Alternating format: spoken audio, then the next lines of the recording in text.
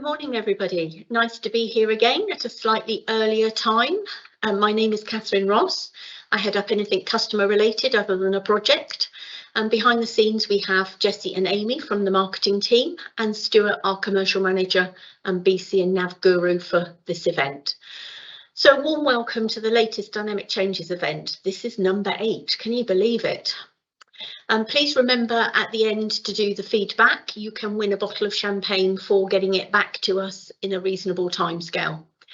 So before we start today's event and our packed agenda, I will give you an update on what's been happening here at Dynamics Consultants and in the Nav and Business Central world also. So from a DC point of view, we've got some more new staff. We're now so many that you won't recognise us all.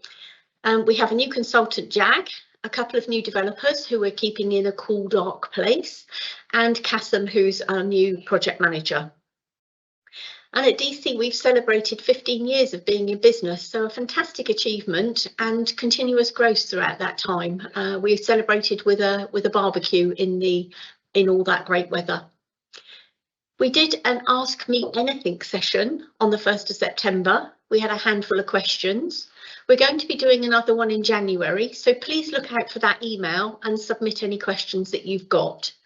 There's no point in us doing these events if we don't get any participation, so please, if there's something that you want to know about Nav, Business Central or in general, then please register with the email and submit a question. So we'll be doing that in January. We have a new partnership with SEO 365. They have a product called Discover 365, and this is a tool that allows us to capture requirements for new projects and possibly a large phase 2. It's a tool that has predetermined questions for each functional area, and the client ticks to say whether they required it or they're not, that they don't require it, or whether they don't understand the question. It then compiles all the results. This should be a lot easier for us to capture the detail that we require rather than doing lots of workshops, and it's much more accurate than relying on a consultant to remember all the functional areas and any new features. It's also going to highlight any topics that need further investigation, and so we'll be able to run the workshops to dig into those areas in more detail. We've got a couple of new functional requirements documents for some new projects, and so we're going to be using it in anger in the very near future. Also wanted to make you aware of the Microsoft Insights panel. We thought that there's a number of you clients that might like to have the opportunity to participate and talk directly to Microsoft.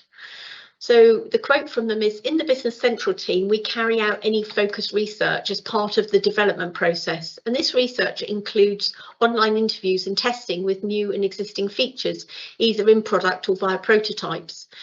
You can join the User Insights panel if you want to join and participate in shaping the future of Business Central. And there's a sign up link that we're going to put into the chat. But if you want more detail, there's a one-pager that we can email you give you the details. It doesn't take up a huge amount of time, but it does give you the opportunity to have some dialogue and feedback directly with Microsoft as end users. We already have the same thing internally as well for getting feedback to Microsoft, but this is for you guys as end users. So from Microsoft, Dynamics 365 Business Central version 21 is being released as we speak in the SaaS world. Stuart's going to cover off a lot of those new features later in today's event. I think that's pretty much all from us now. So as always, please put your questions into the chat box. In today's session, we've got 2 intros from the team. Tom from support, or Tombo as you might know him. There was a time when we had 4 Toms, we're down to 3 now. And also from Jag, the new consultant I told you about earlier. Stuart's going to cover off the what's new in Business Central 21, and he's going to pick out a handful of things that we think that are of great interest. But firstly, we have Chris Shaw from Equity Digital Solutions. Chris is talking today about SEO and the benefits and the impacts this can have for your business from your website. I'm going to walk you through our portals later, tools that you may not be aware of, but that can help us work together better and benefit your team. So without further ado, over to Chris. Everyone, my name is Chris Shaw, the Managing Director of Equity Digital. In this short session, I'm going to try and give you some information on SEO, some insights that hopefully might help you, your business, your company, but also perhaps a few tips and hints along the way, and the perception of SEO and why the reality might be somewhat different to that which a lot of people think. One of the reasons, in fact, that I've left the picture in the background rather than put up our standard Equity Digital sign is that's a painting by Edgar Degas called Blue Dancers. And Degas was known as an impressionist, but apparently he didn't like that phrase, and he was much preferred people to refer to him as a realist. That's what I'm going to try and be in this video. Because there is a lot of impressions around SEO, but very few people will give you the reality of the situation. So Degas plays a role in this today. We provide SEO services to a range of companies across a very wide range of sectors. And one thing that people will always say to us from the outset is they know it's about keywords.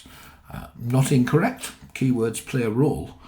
But of course today Google, unbeknown to most people, will factor in over 210 different elements into how it ranks your website in its search results. That's a lot of things for anyone to have to take care of and for us to have to think about for clients. A couple of those which people often miss are the things which people can very easily often address very quickly. One that stems from a very recent conversation with a client is people often just write a website, think that the website company are going to take care of their rankings for them, when there's very often a big difference between web design and SEO, because SEO has become a very complex field. Somebody referred to it recently to me as a black art. I'm not sure if that's a compliment or not, but they're possibly right. But the speed of the loading of your website now has a material effect on the ranking and visibility of websites. It's one of those 210 plus items that Google wants you to pay attention to. Slow loading websites, Google really doesn't like them anymore. Yet people will often, the choice of web host is often given very little consideration, but it really matters nowadays. And another one that this same client actually had addressed was if you were the owners of widgets.com and you'd been in business for 3 years, the age of your domain name, widgets.com, is another factor. Google wants to know how long you've been around. Now, there's not a great deal you can do about that. You have been around for as long as you have been around. But what you can do something about is how long you think you're going to be around for. So when a domain becomes time to renew that domain, classically, businesses will renew for 12 months, maybe 2 years. Renew for 10 years, which you can do on many domains, and you'll be surprised of the impact that Google that can have on your Google rankings. Google likes to think that you think you're going to be around for a lot longer. And all these small points are what add up to that myriad of factors that can help websites with their rankings. But one thing that is a much more holistic point is if you engage an SEO company to help you rank higher on Google, the first thing that realistically that they're going to need to start doing is looking at the foundation of your website, how it is written, what architecture is it based on, because it really doesn't matter how your website looks. How it is written is going to have a material effect on whether SEO work that they do for you is going to work well, or work fantastically. The same work on a poorly written website, the first thing that they should be telling you is you need to rectify these problems first. But the same work on a poorly written website will have a negligible impact on its rankings as opposed to the same work on a very well written website. Google likes structure. It likes to see the code written in a very particular way. And it also changes the goalposts frequently, unfortunately, for people like us. As recently as 6 weeks ago, Google released an update. This update is how it ranks websites. And it called it, rather unhelpfully, it called it the Helpful Content Update. Now, this information, by the way, is publicly available to view. So if you were to Google Helpful Content Update, you will find what I'm about to tell you about. So it has changed the way in which it views websites, in that it now fundamentally looks for helpful content. That could be answers to questions that a searcher might ask. It doesn't want people now to write their website content thinking about search engines, i.e. when you publish something on your website, it doesn't want you to be thinking, oh, how many times do I need to say widgets? How many times do I need to say X, Y, and Z? They still matter. It's all about balance. But it's putting a lot more emphasis now on, is your content relevant to what the user is searching for? Will it answer a very specific question that they have? In the list of points that Google asks people to read through and says, if you can answer yes to any of these points, you may need to revisit how your content is structured and written. One of the points is, are you answering the same question that other websites answer, just in summary format? In other words, it's looking for detail. It's looking for non-plagiarized content. It wants to see that you are genuinely trying to help the reader. It's also looking for what it calls non-automated content. Now, lots of websites might contain a news feed, and those news feeds are often, obviously, by virtue of how I've just described them, they are fed into your website from somewhere else. It's going to start, or it has started, considering that type of content as not as helpful, because it doesn't view that you've put a great deal of time and effort into answering a very specific question that somebody might have asked. None of which helps you, because not everybody has all the time in the day to curate completely new, refreshed content for websites. But the point is that there is a much greater emphasis now on Google seeing that website authors, owners, businesses present information that will solve a problem for somebody. They actually use the term that the person will leave the website feeling as if they have genuinely gained something they might not have got elsewhere. Now, of course, Google tracks visitors as well. So if it sees that somebody has visited your website and then left your website and then visited another website, perhaps for the same search term, spent longer on that website, perhaps gaining clearer, a more concise answer to the question they were asking, that is not going to work well for your website. So it's now actively looking at this range of factors. You may have also heard the term backlinks. Google really values the links that are in your website. That could be from your main menu to the widgets section of your website. We don't own the domain widgets.com, by the way, just in case you're wondering why I'm mentioning that all the time. It's just a nice, easy point of reference. It wants to see that widgets on your main menu goes to a page about widgets. But also it wants to see that the widgets page of your website can be accessed from other parts of your website. It wants to see different ways of getting to the same content. It likes internal links. Now, equally and more valuably, it also likes to see links coming into your website from the outside world. It could be from yell.com, a directory elsewhere, somebody's blog linking to one of your products or linking to your service and saying what a great job these people do. Unfortunately, this is where there's a great deal of misunderstanding, because links into your website aren't always good. In fact, they are very often bad. because Google looks for spurious links, links that come from spam-related websites where people just sign up to them to get a link from that website because they've heard from a friend of a friend that will help their website ranking. Unfortunately, not always the case. It's a lot more complex than that now.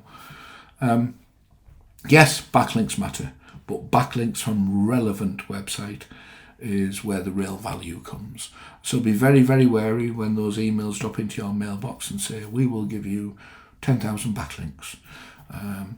Equally, just as I'm sure you've all seen, you've probably had one in the last week when you receive an email from somebody saying that they will get you to #1 on Google within 6 months.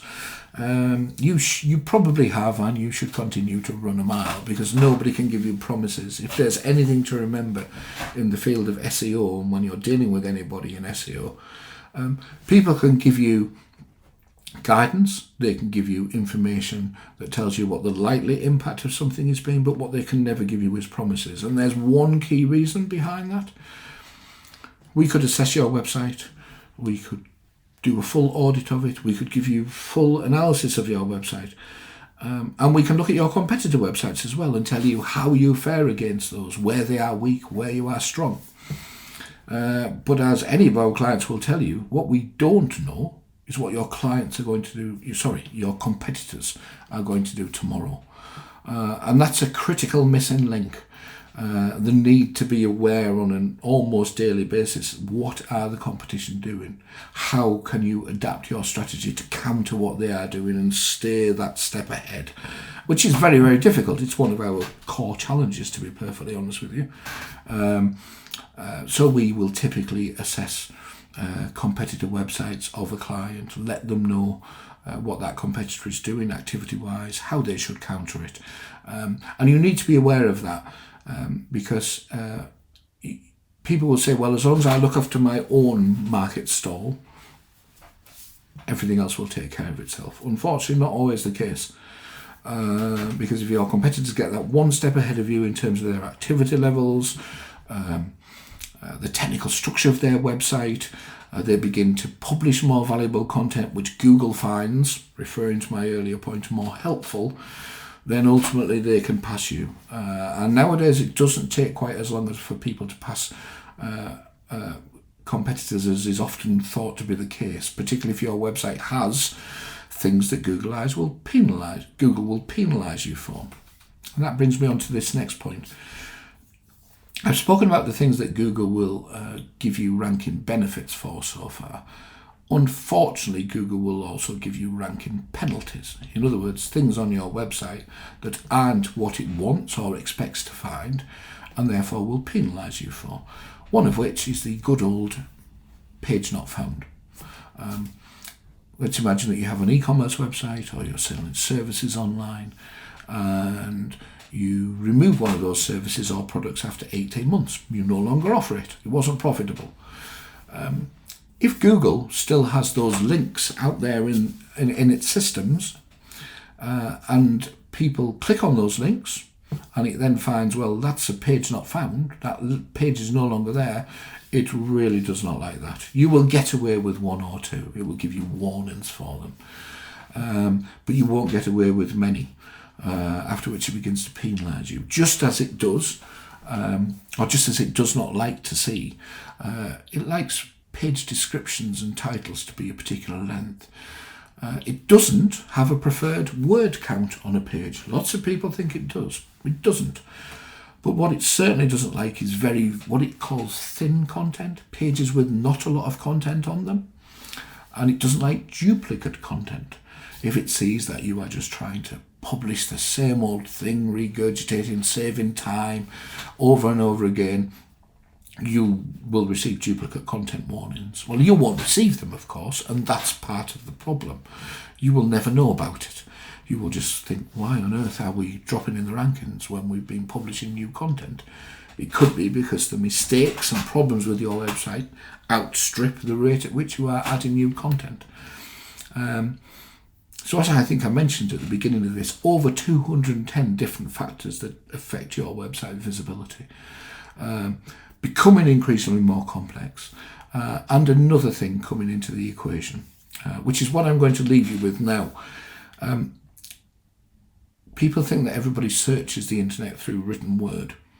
That is changing, and it's something that we have been trying to adapt to for the next 18 months, the last 18 months, 2 years now. Believe it or not, approximately 70% of all searches in the United Kingdom, and this is accurate as at the end of September, were voice searches. It's you at home with your Alexa device. It's in your car. It's on your Apple phone with Siri. It's even on a wearable such as an Apple Watch, again with Siri. A lot of those are, where's my local pizza shop? I know. But they might equally be, where is the best place for me to buy widgets? So websites now are having to factor in voice search. How do we rank highly in voice search? How do we get seen at all in voice search? And bear in mind, Google Home voice, Apple Siri, Alexa, they're all different algorithms, different ways of promoting the services they want to be found. So voice search and wearables is the next big challenge for companies such as ourselves. It is an area in which we would have to tell people that we would have to lie to clients, quite frankly, to say this is easy. It isn't easy. As with everything, this field is changing at an increasingly rapid rate. Where you get the benefit from it is being up to date with the recent changes and the changes that are coming. And being able to adapt to them quickly, and not believing the classic white lies and Chinese whispers that exist out there and have been out there for 10 years. SEO is far more than just keywords, and that list of 210 plus items is getting longer, but ultimately it is the long-term method by which you can secure traffic. PPC, pay-per-click, getting your brand out there quickly, paying for Google to show your search results in an advert will bring you traffic, but you'll pay for every single click. SEO gives you that long-term assurance, that longevity. It's an investment, it's a monthly investment, but it's very much that way of making sure that you're not paying for every single click. If you want 1,000 clicks on your website through PPC, you pay for 1,000 clicks. If you get 1,000 clicks on your website through SEO, you won't have paid for 1,000 clicks. You will have paid because your website is featured there organically. And that is me giving you the realistic view, as I mentioned about Edgar Degas painting at the start of this, and maybe dispelling some myths. Maybe it is a black art, but not everything out there that's said about SEO is true, and unfortunately that's why it's an area that has a very, very bad name for itself, because people make you promises that they simply cannot keep. So hopefully I've been able to give you some hints and tips there about things that you might want to think about when you're considering what to change on your website and how to move your website forward. But at least try to keep it entertaining and not the boring subject that SEO is often referred to. So I hope you enjoyed it, and thank you very much for your time.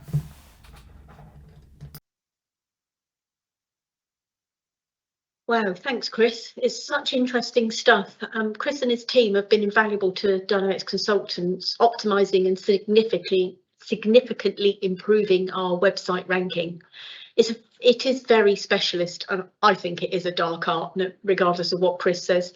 There's a lot of average SEO companies out there, and they do an okay job, obviously, but we found Chris and the team have picked up on a lot of other much deeper issues.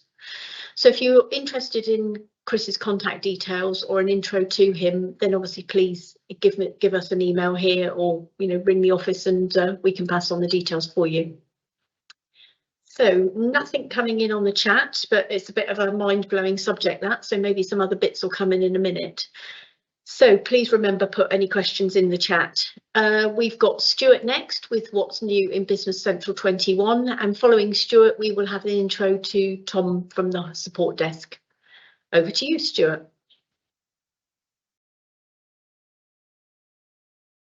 Good afternoon and welcome to this session where I'll be looking at some of the new features and functionalities that have been released in Business Central 2022 Release Wave 2. That's version 21 in old money. So in this session I've picked out I think about 12 different features that I think are the highlights of what they've released in this version. If you want to see the complete list or find out more information about anything I've shown, then you can go to the addresses on the screen now and then navigate through to SMB, Dynamics 365 Business Central, and then what's new and planned. And we'll pop this link up in the chat or the questions area in just a moment. So let's start looking at these features.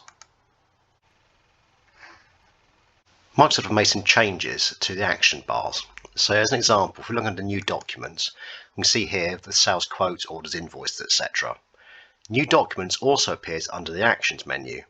However, what they've done is any items that don't appear under the new document on the main menu are still shown here, and anything that does appear under new documents is then tucked away under other, so it's out of sight and out of mind. So this reduces the amount of clutter that you see when you look at these actions on the toolbar. What they've also done is added this new split button. So the example here is dimensions multiple. This is an action you can click on, but is also further a drop down to dimensions multiple and dimensions single. If you use Word or Excel, you would be familiar with this type of action, but they now introduced it into Business Central. In a previous Dynamics changes, I spoke about the Power Automate functionality that's now been added to Business Central. This allows you to run flows from within Business Central. However, Microsoft have realised that not every customer will be using this functionality. I don't know why you wouldn't do, but they might not be. So what they've done is they've added in a new permission set called Automate Exec. This permission set is added by default to users when they're set up within the system. However, if you remove that permission set from the users, it will mean that that action will disappear from them, will no longer be visible to them. So again, it's another way of just tidying up those action bars to make sure that the users see what is relevant to them. Another very minor amendment that covers both the action bars and also the Power Automate is that you now have the ability to move Power Automate flows that you've generated up to your main toolbar. You couldn't do this previously. So again, under personalization, you can personalize, select the flow you want to move, and then you can move it up onto a toolbar elsewhere. Click done, and then those actions are very quickly and easily accessible from the top level of these toolbars, or wherever you choose to put it.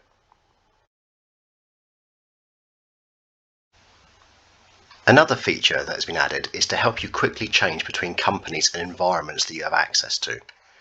Previously, if you wanted to change company, you need to go into My Settings, then into the company drop down, select the company, click OK, and it would reload Business Central for you. If you had different environments that you went to as well, for instance, production environments or sandbox environments, it was an even more complicated process. So what we now have is the company switcher. So this will appear as two different icons. If you've only got one environment, it's a single icon like a building. If you've got multiple environments you can access, you see this kind of action here. If we click on it, you then see a list of all the companies you can access in your existing current environment, in this case the production environment. You can also see companies that you can access in other environments, such as a sandbox environment. So you can quickly and easily change between companies in one environment or switch to an entirely different one very quickly and simply. In this case, I'm in the Cronus UK company. If I want to switch into Cronus SH in the production company, I click on it here and I can switch, or on the drop down here I've got an option to open it in a new tab that just opens the company in a separate tab, or open a new tab and go to the same list. So for instance, I'm looking at the Cronus company customer list here. If I click on this action, it opens up in a new tab, and at the same time it will open up and show me the customer list, which means I can very quickly and easily switch and compare the different lists between the different companies. Furthermore, there's a search button here as well. So in the search button, if you've got a great big long list of companies, you can type in the company name. It filters the list to show the companies that match what you've typed in. Then you can switch. Again, if you've got one or two, it doesn't make a great deal of difference, but if you've got hundreds of companies in your system, this is a very quick, easy way to find those companies and switch between them. For a number of years now, Business Central has allowed you to design and have multiple different layouts for each report in Business Central. A few years back, they also allowed you to set up different layouts for different customers or vendors, for instance. So when you sent out a sales order, you could send out a sales order with a different layout to a different customer. In the recent version release, they've also extended this functionality still further. So if we look at a report, in this case the age accounts receivable, when I run the report, I get an option to select the report layout that I want to run the report with. So in this case, it's defaults to the standard printout report. If I click preview, I'll then see the standard age account receivable report. I can also choose to run the report. And if I select the Excel layout, the option down here, change to download, I can now download the Excel layout that I've built and imported to the system for this particular report. And here you can see that Excel layout that is just downloaded. So it's a nice piece of functionality, very simple. Run the report, select the layout that you want to print or download the report using. This next change is a really big one, but it's hidden in the background, so you might not be aware of it unless you really start looking into the new functionality. After 20 plus years of using the system, they finally introduced a way in which you can exclude permissions within the permission sets. So in the past, you could only ever include permissions. So for instance, if you wanted a user to not be able to see customer ledger entries or general ledger entries, it wasn't an easy way to do that. You had to build completely new permission sets and then work from there. So I'm in here as a user called Adele, and Adele has got a normal Business Central premium permission set, which allows her to go to the chart of accounts, for instance, and see in the chart of accounts all the net changes and balances. So she can drill down on these, she can see the entries that underlie them. So we've decided as a business, we don't want our users to be able to see all the transactional detail, but we want them to still be able to see all the general ledger accounts. So if I flip across to my administration user, in here I've created a new permission set. This permission set is called D365 Business Premium No GL. Within the permission set, you can see they've introduced some new functionality. As well as being able to add individual permissions, you can also add entire permission sets to another permission set. So this gives you a hierarchical setup. In this permission set that I've created, I've specified to exclude the general ledger entry table, as we can see here, and I've then included these 3 standard permission sets. By including standard permission sets, as they are upgraded in the future with new releases, they'll be maintained and will stay within this top level permission set that I've created. So we're not affecting those standard permission sets in any way. I'll now look at Adele's user. I'm going to remove this group membership that she's got here, which gives us some of the standard permission sets in this section here. And instead, I'm going to add in this new permission set that I've created.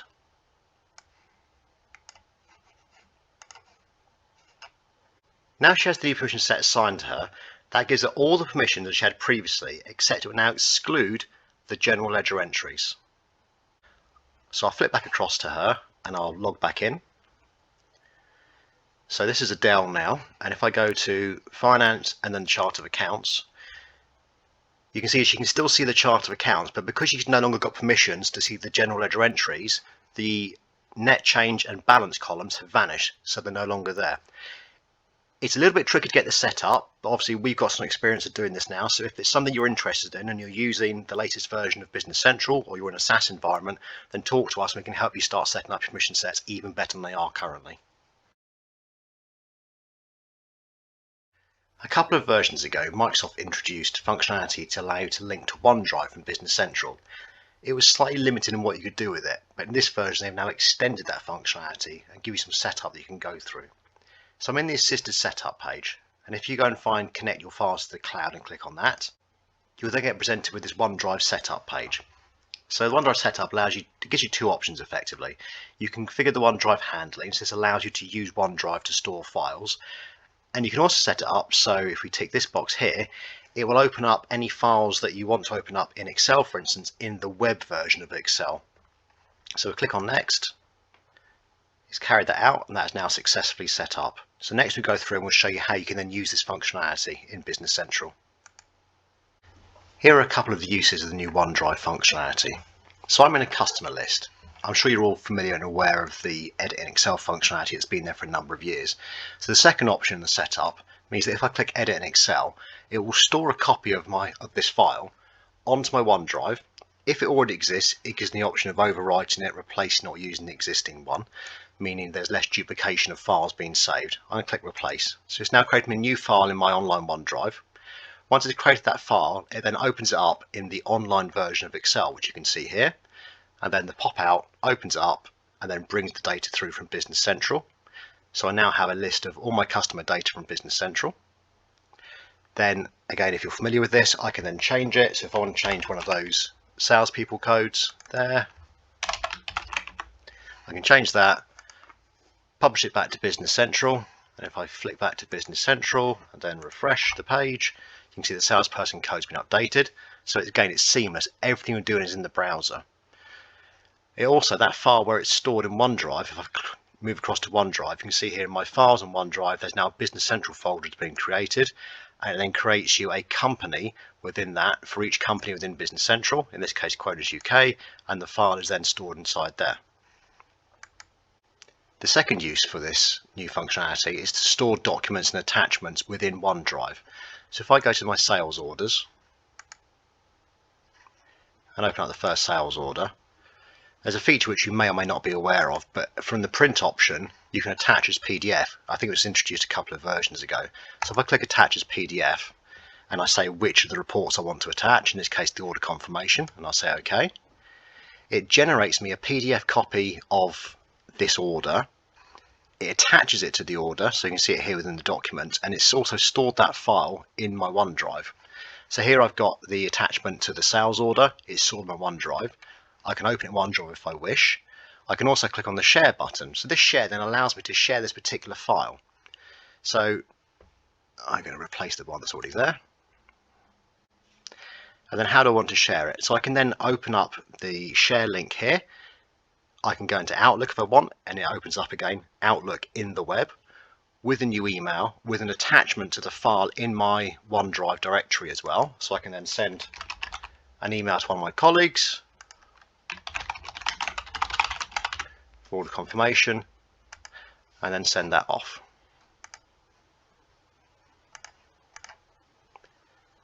I think this piece of functionality is really starting to come to fruition, and I think over the next 1 or 2 versions we're going to see an awful lot more functionality like this.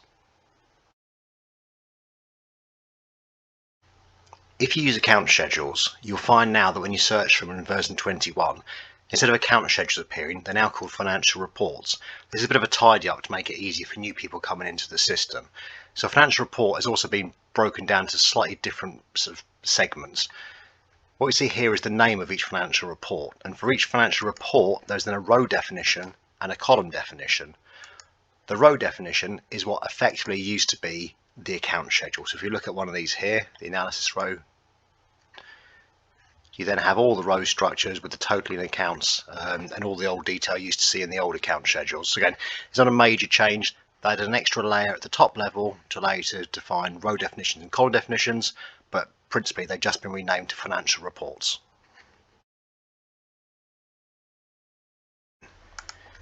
In Business Central and in the vision before it, it's always been the case that the posting date for a document or a journal was the date that was used on the VAT return. In some circumstances isn't correct, so Microsoft have made a decision to split out the dates within the system. So on transactions there are now VAT date fields. How you want this to behave is up to you. So on the general ledger setup, which you can see here, there is now a default VAT date field. You can set it up so the default VAT date comes from the posting date or from the document date. So for instance, when you create a sales order, whichever date you fill in will drive the VAT date on that document. If we then go and have a look at a sales order, you can see on the header, on the general tab, there is now a VAT date field. As I said, this can be changed manually on each document if you so wish. It will default in, but you can change it if you need to. For instance, if it's after a VAT return, so a VAT quarter, you could change the date to be the next date if you wanted. You can also correct entries that have been posted. So if you've posted a document and realise you've made a mistake with the VAT entry, rather than going through and completely crediting and reposting the invoice, if you come to the VAT entry screen here and click on the edit list field, the VAT date then becomes editable. You can't change anything else in here, so you can't change the values or the document numbers or anything, just the VAT date. But it's an easy way to go through and modify and fix data in the system. Then when you come to carry out your VAT return, if we look at the VAT statement page, and this occurs in other parts of the VAT system as well, when we run the template and preview it, this VAT statement, you can see there's now a VAT date type filter up here, so you can choose whether to use the posting dates, the document dates, or the VAT dates when you run this. So again, an improvement in the functionality there to allow you to deal with different scenarios that you as a business might have. Item variants are a nice feature within Business Central. They allow you to have multiple types of the same item rather than having multiple items in your item list. So for instance, if we look at our item list, we have item number 1000, which is felt tip pens. Now what we don't want though is 5 or 6 different types of felt tip pen as items in the item list. So I've created this item here, and then underneath it we have item variants. We have a blue, a green and a red felt tip pen. One of the problems historically with variants has been there's been no way of enforcing that you use them on documents. So if you have variants and someone adds an item onto a sales order that has variants, it doesn't ensure that they filled in a variant code before they release that order. What that then means is you get data in your system which is bad data effectively, it's not correct. And this has caused problems. So it's meant that a lot of people have either made changes to their system or they've not used variants at all and have just stuck with long lists of items. What they've added in now is the ability to make the variants mandatory. So on the inventory setup, if we go into here, there is now a field called variant mandatory if it exists. So if you turn this on, it will then affect any items in the system that have variants set up against them. At an item level, you can also override it. So on this particular item, as with any item, it defaults to yes. So if the item variant mandatory is turned on, it will be mandatory for the items, but you can override it on an item by item level if you so wish. What this then means is when you go to say a sales order or a journal or an order, whatever it might be, if you go to a sales order, open one up and then add in the item 1000 and we'll enter a quantity of 1. What you can see on the line here is that the variant code has this mandatory field in it. For now, I'm not going to fill it in, so ignore the fact there's none in stock. If I now try and release this order without filling in the variant code, what I get straight away is an error saying the variant code must have a value on the sales line. This also applies to journals and the like. So if I now go and fill in the variant code and say actually I want 1 blue pen please, again I've got none in stock but ignore that, and now I try and release it, it will now let me release that particular order. So that is now released. So again, it's just a little step in the system to ensure that the data that you have remains valid and makes the variants a whole lot more usable as standard out of the box. In the previous release, the inventory and warehouse pick functionality was extended to be able to generate from jobs. So like with a sales order, when you generate an inventory pick from a sales order, you could then carry out the creation of an inventory pick from a job card using this action here. However, one point that was then raised was if you use item tracking, so if you use serial numbers or lot tracking or package tracking, there was no way of putting that information in against a job prior to creating the inventory pick. So again, depending on your processes, it might be that someone in the back office determines the serial number of an item to use prior to asking the warehouse to pick it. So in this version, they've extended the item tracking functionality to allow you to pick it from a job. So on job planning line here, we have an item, so SP BOM 1107, the circuit board, which has a requirement for item tracking against it. There's now an action up here, item tracking lines, and if I click on that when I'm on the line, I can come in here and then select the serial number or lot number or package number, depending on what you're using, that you want to use for this particular item on this job line. So I can pick serial number 50 there, say OK, it's then selected, I can close that line, and that's now assigned to that job planning line. So then when I go through and run the create inventory pick process, it will transfer that serial or lot number through to the inventory pick to tell the warehouse person what it is they need to pick from the shelves. This last what's new is a small cherry on the top of the cake, and I think it's more of a happy accident than by design. So if you search for posted lines, previously you can only find posted documents, so a posted sales invoice, a posted sales credit memo, a posted warehouse receipt, whatever it might be. What they've now done is they've added all the line pages. So if you want to get a list of all the posted lines in your system rather than on a document by document basis, you can now come in here, fire up the page, and it will show you all of historical information for all the different posted documents in your system. And of course you then got the ability to send it out to Excel if you so wish, or copy and paste it, or send it to Teams, whatever you want to do with it. But again, it's a nice little feature. I think it's more by accident, but it's there now, so make use of it. I hope you found that session useful, and hopefully there are some new features and functionalities in this new release that you will use going forwards. If you want to talk to us about any of these, if you want to talk to us about an upgrade or potentially moving to the SaaS environment, then please drop us an email or call us. If you've got any questions, pop them into the chat and we can answer them now. If not, thank you for listening and watching.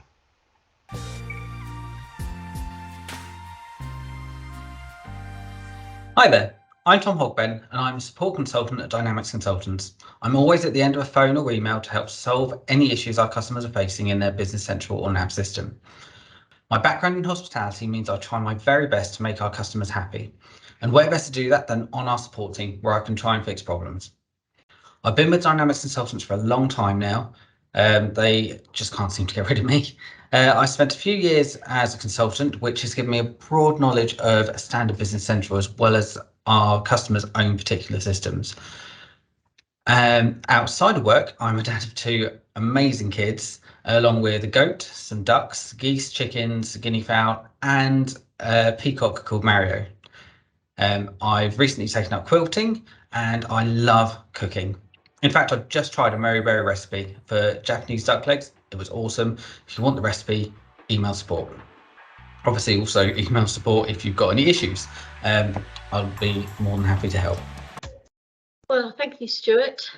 There's been a number of links put into the chat for you for the Insights page and also the what's new in Business Central.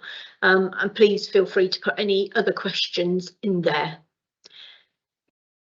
So how much good stuff is coming into the latest release? I love that variants update. It's been a long time coming. And how good is the company switcher tool? And don't get me started on permissions. That's been a pain in most people's sides for a very long time. So now it's my turn and I'm going to take you through the portals. We have a support portal and a customer portal that we use when we're working with you at DC. Some people use the support portal, but please feel free to pick up the phone, especially if it's an urgent call. Some people use the customer portal and we use those a lot in projects. So there's loads of benefits attached to them, as I'm about to tell you. There's FAQs and videos and version controls on documents. And if you want to be set up to use these or you weren't aware of them and you need to know how to get onto them, then obviously ping me a message or email admin and they can get you set up. Following my portals session, we have an introduction from Jag, our new consultant that I mentioned earlier. Again, another reminder, any questions to go into the chat. See you in a minute.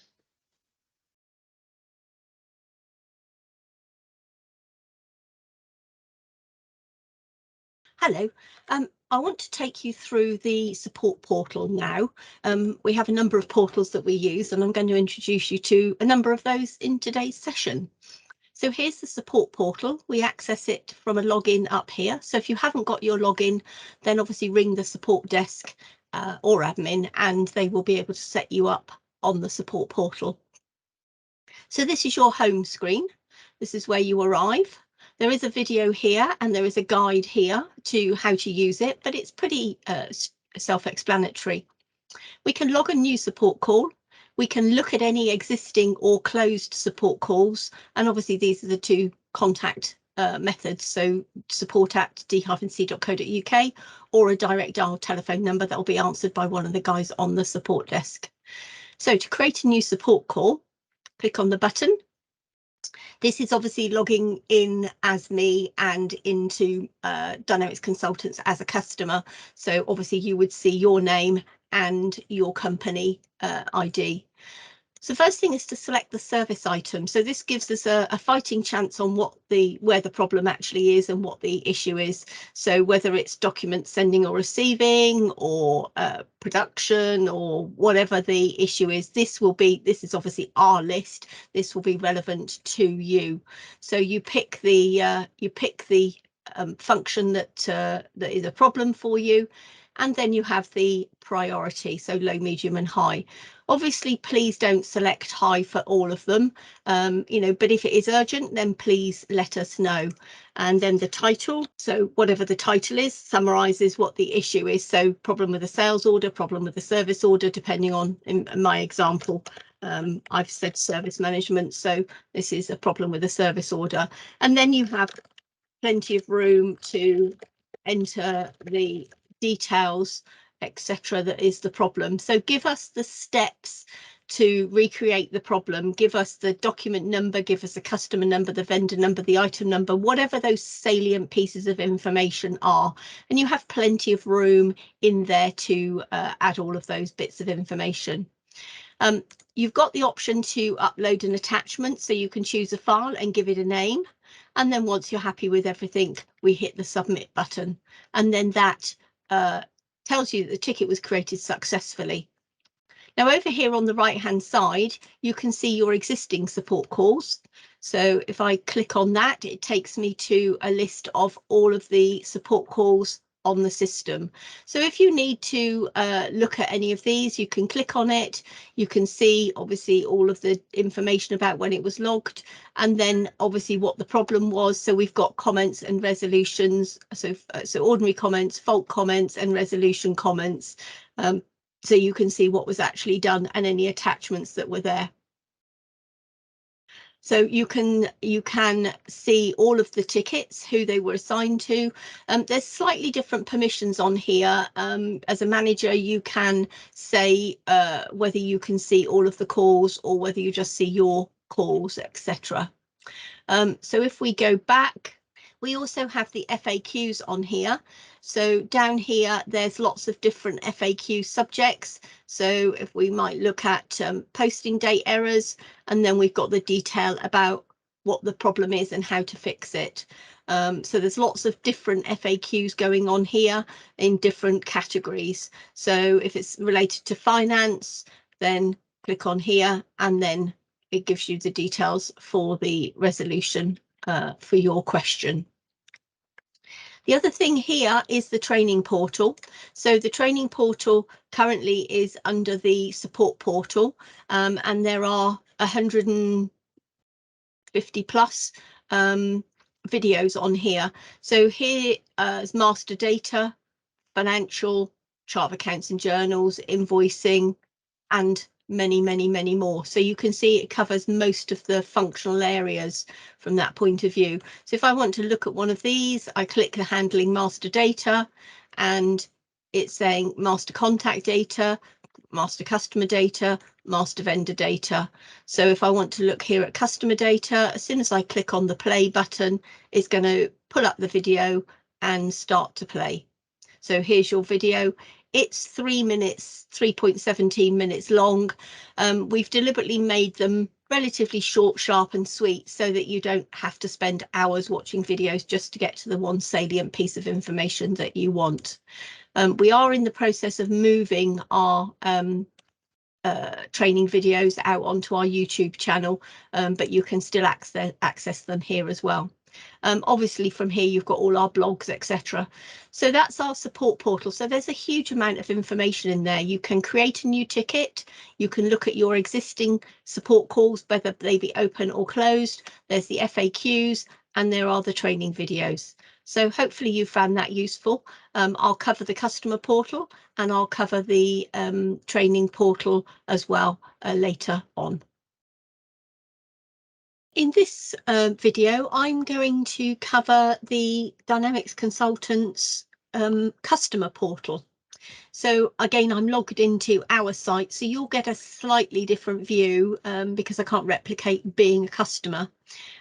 So here I've got my work requests and my assigned issues, and then all of the company ones and all of the company issues, and the ones here specifically for me. So again, you could see some or all of these tiles and queues. On the left hand side here, you won't see these elements. This is our side of the fence, but here is the list of all the work requests. So based on all of the work requests that we've been looking at here, here is a list of all of the work requests with their different statuses. So here we've got, if I go plus new here, we can walk and talk one through. So this is for a new work request, and a new work request is potentially a piece of work that you may want us to do. At this stage, it's just, you know, throwing ideas around. So we would have a title and give us some description about what it is that you want to do.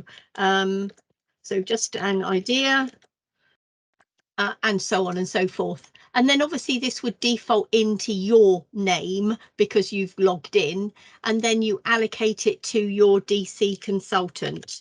Yeah, so as soon as you start to type, you'll pull those pieces of information up.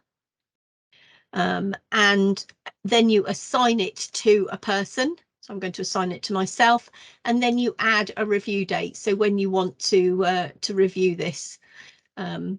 Then there is different statuses here. So obviously, because this is purely a request at this stage, it's just the initial. We will review it. We may chuck it back and say we need clarification. Alternatively, we give you an estimated quote. So as you know, we don't want to waste your time and our time, and therefore if this is a request for something, we will give you a rough indication of what we think it's going to cost, and that will be a range between X and Y, and that's because until we have all of the detail, we don't know exactly you know, what we need to actually do. And in the discussion, these things often can grow or change shape. So from that point of view, we will give you an estimate. That basically, there's some extra comments in here, and then what the priority is. And then once you save that, then that will get saved to the list. So I need to put a date in there. So let's pick the 26th and then save.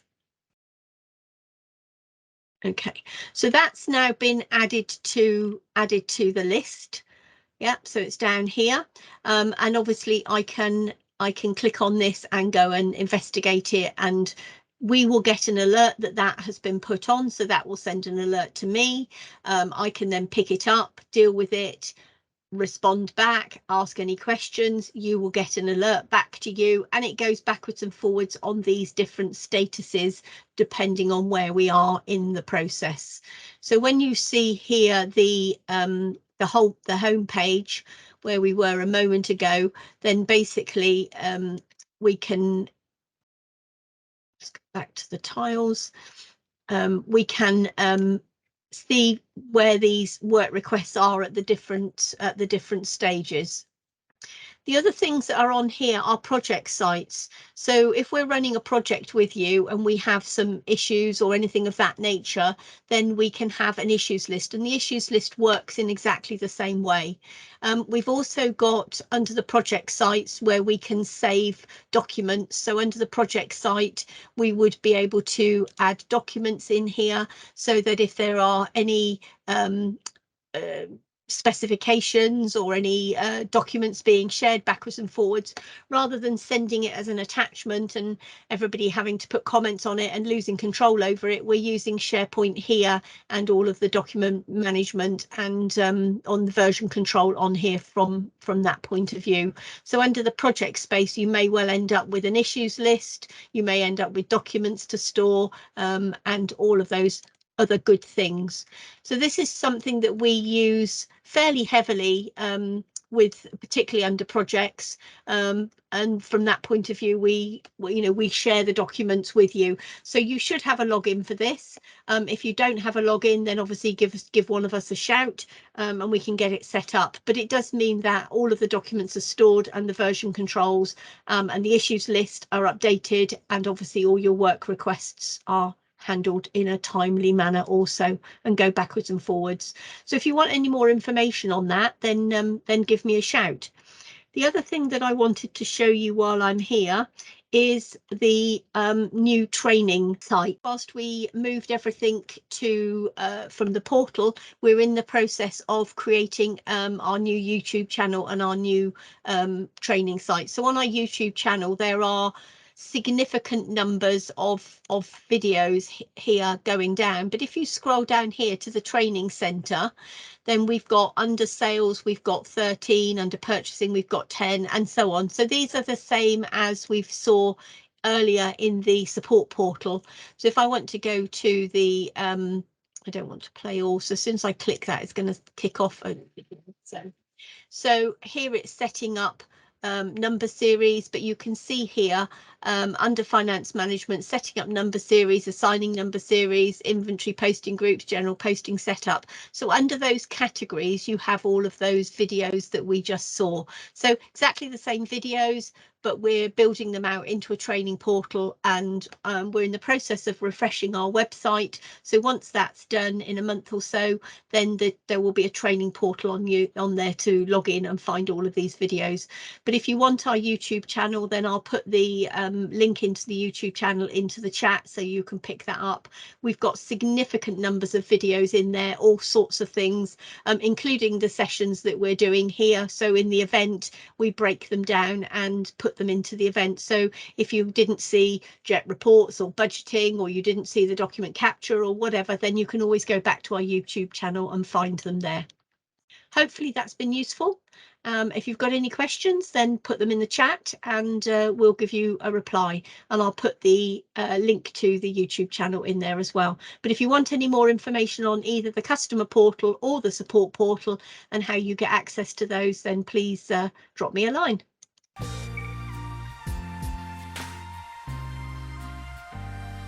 Hello, I'm Jagdeep Rattu, Business Solutions Consultant here at DC.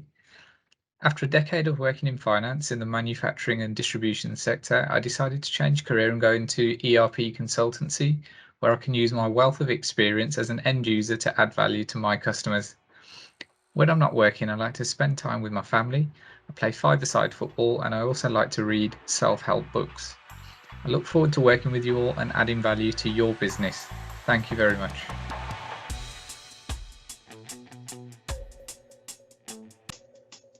Well, I think that's everything from us today. The link to the training YouTube channel is going into the chat. I don't appear to have any other questions in the chat, so you'll find all the other links there as well. We'd like some suggestions for future topics. So we're always planning the next event. So if there's anything specifically that you want to see, then please let us know. We're going to be doing these Dynamics Changes events twice a year now instead of every quarter, and we're going to coincide those with the releases of the products. So that will be April and October. We're going to fill in the other quarters with the Ask Me Anywhere sessions. So the next Ask Me Anywhere session will be in January.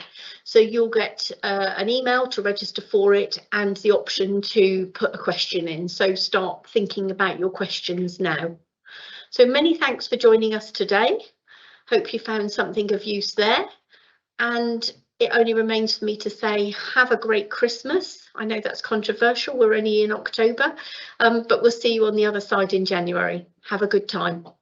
Thank you.